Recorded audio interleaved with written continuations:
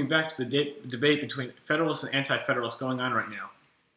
We brought in our senior correspondent, Alec McGuire, to tell us more about it. Hey, Alec, welcome to the show. Let's get down to it. Support for the Constitution is growing, but it's still not where it needs to be. Says who? Polls. Most of them. I mean, all of them. Okay, which polls? All of them. Okay, and your question is? Well, my question is, why is this change from the Articles of Confederation really necessary? Look, I think the problem with the Articles of the Confederation are pretty clear. The federal government is just too weak, and unless the federal government is strengthened, the system just isn't sustainable. The military is too weak. We can't pass anything without it being unanimous.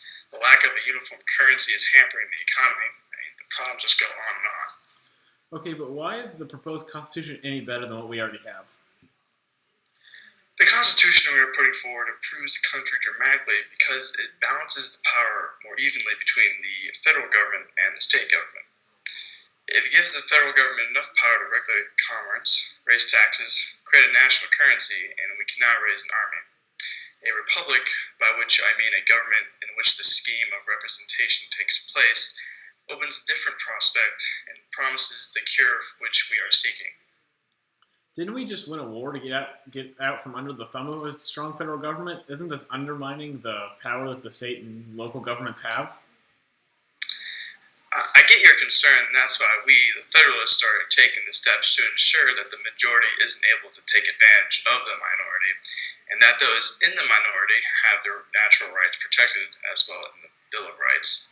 Besides protecting these rights, we're also ensuring the power of the government is even distributed in three branches: the executive, legislative, and judicial branches. These branches all have the capacity to cancel each other out in a sense. This is known as the checks and balances system. For example, the executive branch has the ability to veto and pass bills through the House and the Senate.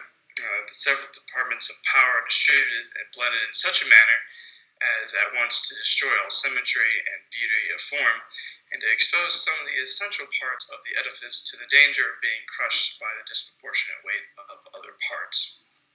You mentioned the judicial branch, which has a lot of people confused or at least concerned. Can you give a quick explanation of that? Sure. The main role of the judicial branch of the government is to ensure that no legislative act, therefore contrary to the Constitution, can be valid. And for the people at home who are worried about the judicial branch, they should know that the judiciary has no influence over either the sword or the purse, no direction either of the strength or of the wealthy of the society, and can take no active resolution whatever. It may truly be said to have neither force. Thanks for the insight, Alec. We sure know where you lean, you big government hack. What was that? Nothing. And coming up, we have exclusive photos of Thomas Paine hanging out with Plain Truth writer James Chalmers. Is a truce on the way? That and more. Just moments ago.